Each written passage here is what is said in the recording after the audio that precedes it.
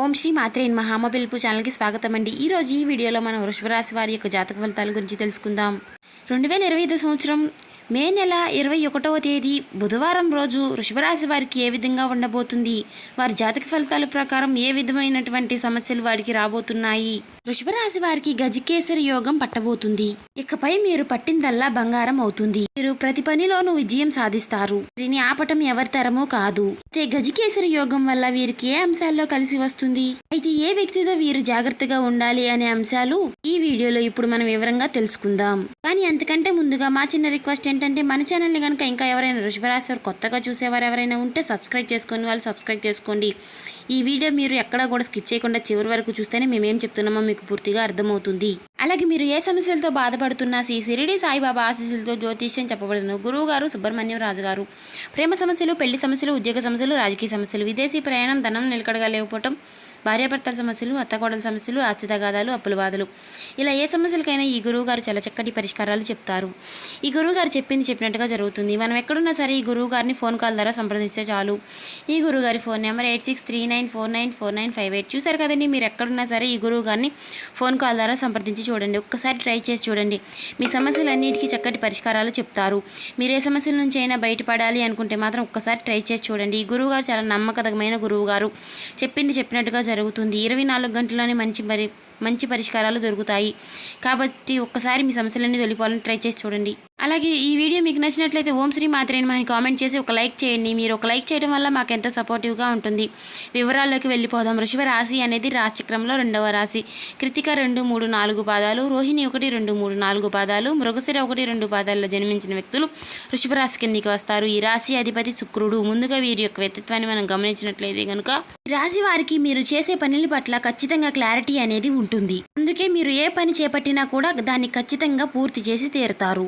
కాదు, దానిలో ఖచ్చితంగా విజయం కూడా అందుకుంటారు. అందుకే మీకు ఎక్కువగా కూడా శత్రువులు ఏర్పడుతూ ఉంటారు. మీరు చేసే పనులు ఎలాగైనా ఆపేయాలని, మీరు జీవితంలో ఎదగకూడదని మీ శత్రువులు ఈ విషయాల పట్ల పోల్చి ఉంటారు. అందుకోసం మీరు ఏ పని చేస్తున్నా లేదా ఏదైనా కొత్త నిర్ణయం తీసుకున్నా ముందుగానే తొందరపడి ఎవరికీ చెప్పకండి. ఎవరు మిత్రువులో ఎవరు శత్రువులో అనేది ఈ విషయంలో తేల్చుకోవడం అనేది ఈ సమయంలో చాలా కష్టమవుతుంది. ఎందుకంటే శత్రువులు మీ వెనకాలే ఉంటూ పైకి మంచిగా మాట్లాడుతూ మీ వెనుక గోతులు తవ్వుతున్నారు.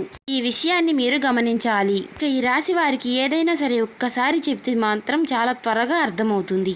కానీ నైపుణ్యాన్ని, చాకచత్యాన్ని, తెలివితేటల్ని అధికంగా కలిగి ఉంటారు. వీరి మాటలు కూడా చాలా తెలివిగా ఉంటాయి.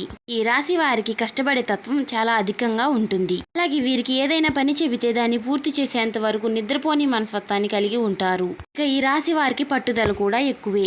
ఎవరైనా సరే నువ్వు ఈ పని చేయలేవు అని అన్నారంటే మాత్రం దాన్ని ఖచ్చితంగా చేసి చూపిస్తారు.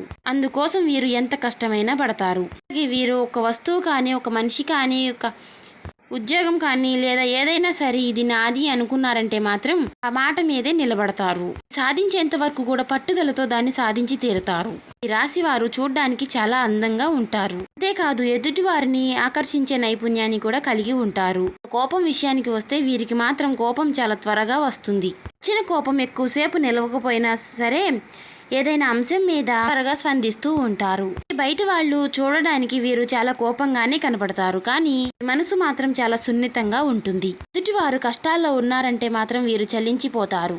వీరిని గనక ఎవరైనా మోసం చేశారు అని మాత్రం తెలిస్తే గనక అస్సలు సహించరు. అంతేకాదు ఈ రాశి వారు ఎవరి మీదైనా సరే ఒక అభిప్రాయానికి వచ్చారంటే మాత్రం దాన్ని మార్చటం ఎవరి తరమూ కాదు. అంటే వీరు నా మేలు కోరుతున్నారు అని అనుకుంటే మాత్రం జీవితకాలం పాటు వారిని స్నేహితులుగానే ఉంచుకుంటారు. అలాగే వారు ఒక్కసారి మాత్రం మోసం చేశారు అని తెలిస్తే మాత్రం జీవితకాలం వారిని దగ్గరికి రానికుండా వారితో మాట్లాడడానికి కూడా ఇష్టపడరు. వారిని చాలా దూరంగా పెడతారు. ఈ రాశి వారికి చాలా కల్మషం లేని మనసు. అందుచేత అందరితో కూడా స్నేహపూర్వకంగా మెలగడానికి ఇష్టపడుతూ ఉంటారు. నలుగురితో స్నేహంగా ఉండాలని మాత్రం కోరుకుంటారు. ఇక ఈ రాశి వారు అనేక అంశాలలో ఎదుటివారి చేతిలో మోసపోవడం జరిగింది. ఇది ఆర్థికంగా కావచ్చు, వృత్తి ఉద్యోగ వ్యాపారాల పరంగా కావచ్చు, అనేక రకాలుగా వీరిని అందరూ కూడా మోసం చేస్తూ వచ్చారు.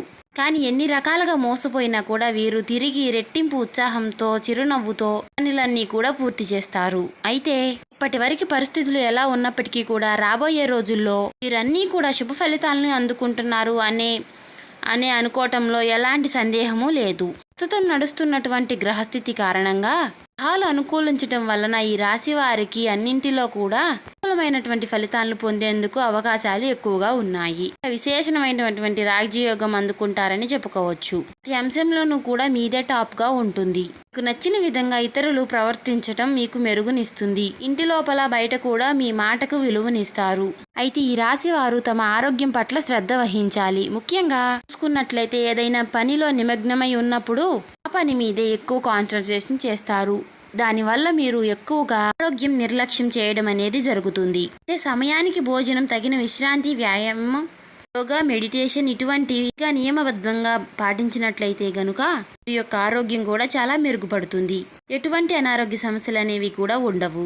అయితే గ్రహాలు అనుకూలించడం వలన వీరికి అన్ని మంచి ఫలితాలు చాలా తేలిగ్గా అందుకుంటారని చెప్పుకోవచ్చు. అయితే మీరు చేస్తున్న పనిలో ఆటంకాలు అనేవి రావు. ముఖ్యంగా ఇక్కడ గమనించవలసింది ఏమిటంటే తేలిగ్గా అంటే మీరు ఏ పని చేయకుండా మంచి ఫలితాలు పొందుతారు అనే ఉద్దేశం కాదు. చేసే ప్రయత్నం మీరు చేస్తూ ప్రణాళికాబద్ధంగా అన్ని పనులు పూర్తి చేసుకుంటూ వారిని అనవసరంగా నిందించకుండా, అవమానించకుండా మీ పని మీరు గనక చేసుకున్నట్లయితే ప్రతి పనిలోనూ కూడా విజయం మీ వెంటే ఉంటుంది. ఈ సమయంలో మీ కుటుంబ వ్యవహారానికి సంబంధించి కుటుంబ సంబంధ బాంధవ్యాలన్నీ కూడా అనుకూలంగా ఉంటాయి. ప్రతి ఒక్కరూ కూడా మీరు ఆనందంగా ఉండటానికి గమనిస్తారు. కుటుంబంలో ఏవైనా చిన్న చిన్న గొడవలు ఉన్నా కూడా అన్నీ నెమ్మదిగా సర్దుకుంటాయి. కుటుంబంలో అందరి అంగీకారంతో మంచి శుభకార్యాలు నిర్వహిస్తారు. సంతానం లేని వారికి సంతాన యోగం సూచిస్తుంది. సేవ కార్యక్రమాల్లో పాల్గొంటారు. వీలైనంత వరకు యజ్ఞయాగాది కృతులు నిర్వహిస్తారు. సమాజంలో మీ కీర్తి ప్రతిష్టలు పెరుగుతాయి. అలాగే చేసేటటువంటి వృత్తి, ఉద్యోగ, వ్యాపారాలలో పెరుగుదల చూస్తారు. గతంలో ఉద్యోగంలో నిలకడ లేని వారికి ఉద్యోగంలో స్థిరత్వం ఏర్పడుతుంది. అలాగే కాంట్రాక్ట్ ఉద్యోగస్తులకు ఉద్యోగం పర్మనెంట్ అవుతుంది. సంతానం మీకు అనుకూలంగా ఉంటారు. మీరు చెప్పిన విధంగా వారు నడుచుకుంటారు. మీకు మీ మానసిక ఆనందానికి కారణం అవుతుంది. అలాగే నూతన వస్తు, వాహన, ఆభరణ, గృహోపకరణాలు కొనుగోలు చేస్తారు. గతంలో సొంత ఇల్లు నిర్మించుకోవాలనుకున్నా లేదా సొంత ఇల్లు కొనుక్కోవాలని అనుకున్నా ఇప్పుడు ఈ సమయంలో మీకు బాగా కలిసి వస్తుంది. వ్యాపారస్తులకు బాగా లాభదాయకంగా ఉంటుంది. అలాగే నూతన వ్యాపారంలో పెట్టుబడి పెట్టాలి అనుకున్న వారికి ఈ సమయం చాలా అనుకూలంగా ఉంటుంది. రాజకీయంలో ఉన్నత అధికార ప్రాప్తి కలుగుతుంది. పుత్ర సంతానం కావాలి అనుకునే వారికి పుత్ర సంతానం లభిస్తుంది. విదేశాలు వెళ్ళాలి అనుకునే వారికి లేదా అక్కడే స్థిరపడాలి అని అనుకునే వారికి కూడా ఇది చాలా యోగవంతమైన కాలంగా చెప్పుకోవచ్చు. ఇప్పటికే అక్కడ ఉండి చదువుకున్న వారికి కూడా అక్కడ స్థిరత్వం ఏర్పడుతుంది.